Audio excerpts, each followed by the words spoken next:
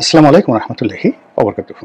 সম্মানিত দর্শক, বর্তমান সরকারের জামানাতে 15ই আগস্ট নিয়ে যে অস্থিরতা চলছে এবং এই বিপ্লবে যারা প্রথম পক্ষ এবং এই জুলাই আগস্ট বিপ্লবের যারা স্টেক হোল্ডার তারা এবং এই বিপ্লবকে যারা প্রমোট করছেন তারা তো বটেই, এবং একই সঙ্গে এই বিপ্লবকে যারা বিপথে পরিচালিত করতে চাচ্ছেন তারা যার যার অ্যাঙ্গেল থেকে তিনটি কাজ করছেন।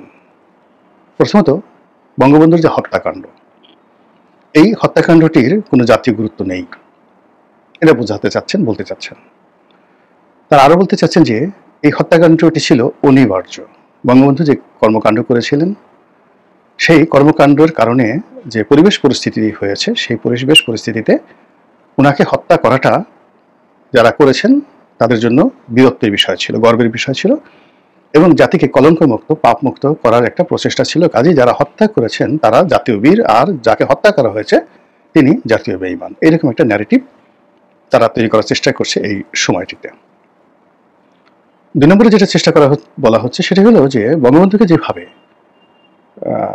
খুন করা হয়েছে, নিহত করা হয়েছে সপরিবারে, তো এইবার জুলাই আগস্ট বিপ্লবের প্রথম এবং শেষ ভুল হলো একজন শেখ পরিবারের লোককে ধরা যায়নি, অথচ যদি গুনে গুনে গুনে গুনে শেখ হাসিনা সহ শেখ পরিবারের সবাইকে ব্রাশ ফায়ার করে মারা যেত, তাহলে এই বাংলাদেশ কলঙ্কমুক্ত হতো। এই বাংলাদেশে শেখ হাসিনা এবং শেখ পরিবারের কোনো অস্তিত্ব থাকতে পারে না। এই ন্যারেটিভটা গত 1 বছর ধরে প্রচার করা হচ্ছে। সর্বশেষ হলো যে 32 নম্বরের যে বাড়িটি, বঙ্গবন্ধুর বাড়িটি, এটির কোনো ঐতিহাসিক গুরুত্ব নেই। এটি কেবলই একটা ইট, কেবলই একটা বালির স্তূপ। বরং এই বাড়িটিকে কেন্দ্র করে আওয়ামী লীগ যে আধিক্ষেত্তা দেখায়, কিছু মানুষ যে এটাকে নিয়ে ব্যবসা বাণিজ্য করার চেষ্টা করে, কাজেই এই যে একটা কুফুরি বাড়ি, মানে এটাকে একটা ইবাদতখানা বানানোর জন্য, এটাকে একটা কেবলা বানানোর জন্য যে মানুষগুলো চেষ্টা করছে, তাদের সেই কুফুরি কর্মকাণ্ড যাকে বলা হয় বন্ধ করে সেখানে একটা তৌহিদ, আল্লাহর যে একত্ববাদ, এটা প্রতিষ্ঠা করার জন্য সেই বাড়িটিকে গুঁড়িয়ে দিতে হবে, ভেঙে চুরে তছনছ করে দিতে হবে, এবং সেই কাজটি করা হয়ে গেছে। থার্ডলি, এই বাড়ি এবং আওয়ামী লীগের অফিসগুলো, স্থাপনাগুলো, এগুলোকে ঘৃণিত, নিন্দিত, আবর্জনাময়, দুর্গন্ধময় এবং বিরান অভিশপ্ত করার জন্য যা কিছু করা দরকার সেই সব চেষ্টা কিন্তু গত 1 বছর ধরে করা হয়েছে। আপনারা যদি 32 নম্বরের কাছাকাছি যান দেখতে পাবেন, বঙ্গবন্ধু এভিনিউতে যান, আওয়ামী লীগের অফিসে যান দেখতে পাবেন, সুধা সদনে যান দেখতে পাবেন, ধানমন্ডি 3 নম্বর সড়কে আওয়ামী লীগের যে অফিসটি ছিল দেখতে পাবেন। সেখানে গিয়ে যে এরকমই একটা ন্যারেটিভ তৈরি করা হয়েছে। তো সেই ক্ষেত্রে যারা এই কর্মকাণ্ডগুলো গত 1 বছরে অত্যন্ত সফলভাবে করতে পেরেছেন, কোনো রকম বাধা ছাড়া, কোনো রকম বিঘ্ন ছাড়া, এবং এই ঘটনাগুলো, নির্মম নিষ্ঠুর ঘটনাগুলো ঘটে যাওয়ার পর, যেমন বঙ্গবন্ধুর হত্যাকাণ্ড যখন ঘটেছিল তখনও ঘটেনি, আবার এখন এই যে 2024 সন থেকে আজ অবধি যে ঘটনাগুলো ঘটেছে, সেই ঘটনার প্রেক্ষিতে একজন লোক, আওয়ামী লীগ প্রেমিক, বঙ্গবন্ধু প্রেমিক, তারা রাস্তায় নেমে আহত হননি, নিজেদের জীবন উৎসর্গ করেননি, নিজেদের প্রেম ভালোবাসা এগুলো প্রদর্শন করেননি। সাধারণ নেতাকর্মীরা অনেকে দূরে বসে কেঁদেছেন, আহাজারি করেছেন। ওখানে গিয়ে যে কয়জন লোক চেষ্টা করেছেন তার মধ্যে 1 নম্বরে রোকেয়া প্রার্থী, তিনি সত্যিকার অর্থে ওখানে গিয়ে দাঁড়িয়ে প্রতিবাদ করার চেষ্টা করেছেন, লাঞ্ছিত হয়েছেন, অপমানিত হয়েছেন, কিন্তু তিনি অনুতপ্ত নন, তিনি আরও চেষ্টা করেন কারণে, অবস্থাগত কারণে। তো এর বাইরে ওখানে 2-4 জন যারা দেখতে গিয়েছেন, আওয়ামী লীগের নেতা কর্মী যারা আছেন, তাদেরকে কাউকে উলঙ্গ করে, কাউকে মব করে ওখানে নানাভাবে বিভিন্ন সময় অপদস্থ করা হয়েছে। ফলে আওয়ামী লীগের লোকজন ওদিকে আর যাচ্ছে না। তো এত কিছু ঘটলো গত 12 মাসে, ঘটার পর আবার 2025 সনে আগস্ট মাস এসে গেছে। তো জুলাই মাস চলে গেল, জুলাইয়ের আনন্দ গত বছরের মতো আর হয়নি, জুলাইয়ের উদযাপনটা হয়নি, বরং একটা রোদন ভরা বর্ষা যে কাল, সেই বর্ষাকালের বৃষ্টির যে মুখরতা, সেই মুখরতার সঙ্গে এবছরের জুলাই নানা কারণে মানুষের জীবনকে বেদনাময় করে তুলেছে। এই গেল এক। 2 নম্বর হলো যে আগস্ট মাস।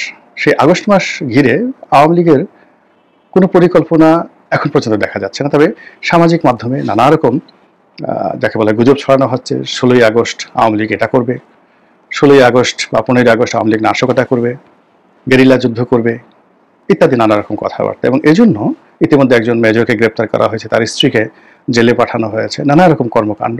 আর সরকারের যারা অস্ত্রধারী তারা তাদের অস্ত্র তাক করে খুঁজছে কোথায় আওয়ামী লীগের লোকজন আছে। 32 নম্বরের কাছাকাছি গেলে শোয়াই ফেলা হবে, বাটাম দেওয়া হবে, ডলা দেওয়া হবে। এই ডলা দেওয়ার জন্য তারা পাটাপুতা নিয়ে বসে আছে সেখানে, কিন্তু এখন পর্যন্ত আওয়ামী লীগের কোনো নড়াচড়া দেখা যাচ্ছে না।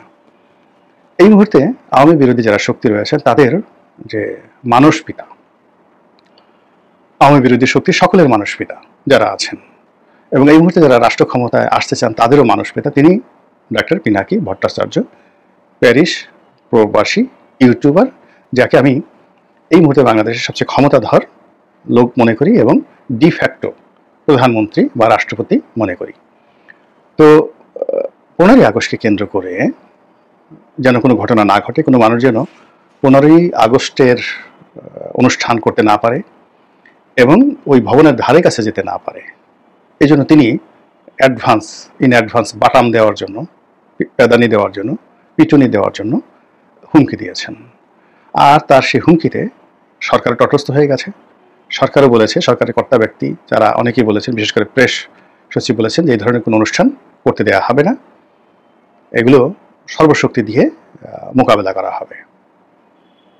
তো প্রেস সচিবের কথাই মূলত সরকারের কথা। বিএনপির যারা লোকজন রয়েছেন তারাও ডক্টর পিনাকিকে জমের মতো ভয় পান। মানে তারা যাকে বলা হয় দরকার হলে পাহাড়ের সাথে যুদ্ধ করবেন, তারা দরকার হলে হিমালয়ের উপর থেকে লম্ফঝম্প দেবেন, বাঘ সিংহর সঙ্গে লড়াই করবেন। কিন্তু পিনাকির যদি একটা আঙ্গুল পিনাকি উঠায় বিএনপির কোনো নেতার বিরুদ্ধে, সঙ্গে সঙ্গে বিএনপির সেই নেতাদের সারা শরীরে মনে হয় যেন কামানের গোলা লেগেছে।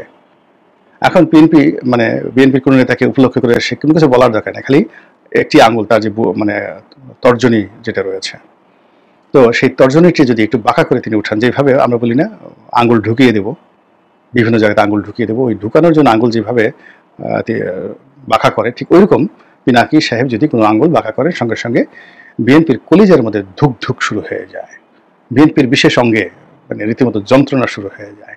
তো এখন এই যে পিনাকি সাহেব যে বক্তব্য দিয়েছেন, সেই বক্তব্যের কারণে আগস্ট মাসে যে 15 তারিখে বেগম খালেদা জিয়ার যে জন্মদিবস, সেই জন্মদিবসটা বিএনপির যারা লোকজন রয়েছে তারা উৎসব মুখর পরিবেশে করবেন কিনা, করতে পারবেন কিনা, এটা এখন পর্যন্ত বোঝা যাচ্ছে না। এবং এই ব্যাপারে তারা পিনাকির অনুমতি বা গ্রিন সিগন্যাল এখনো পেয়েছেন কিনা আমি বলতে পারবো না।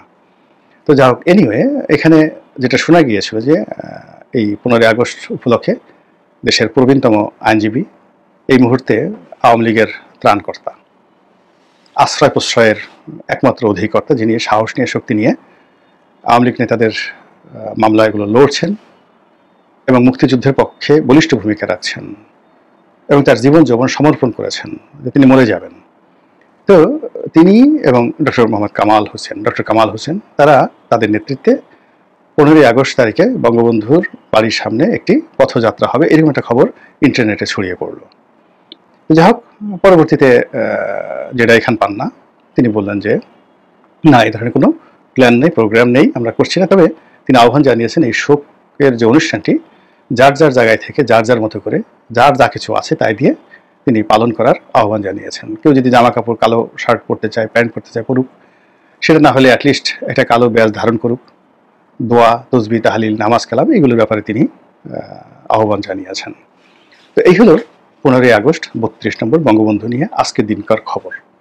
কিন্তু যেটি আমি বলতে চাই যে এখন তো আওয়ামী লীগ নেই, বঙ্গবন্ধু নেই, মৃত, 32 নম্বরের বাড়িটি নেই, ভেঙে গেছে। কিন্তু তারপরেও মানুষ কেন এই বিষয়গুলোকে ভয় পাচ্ছে? আওয়ামী বিরোধী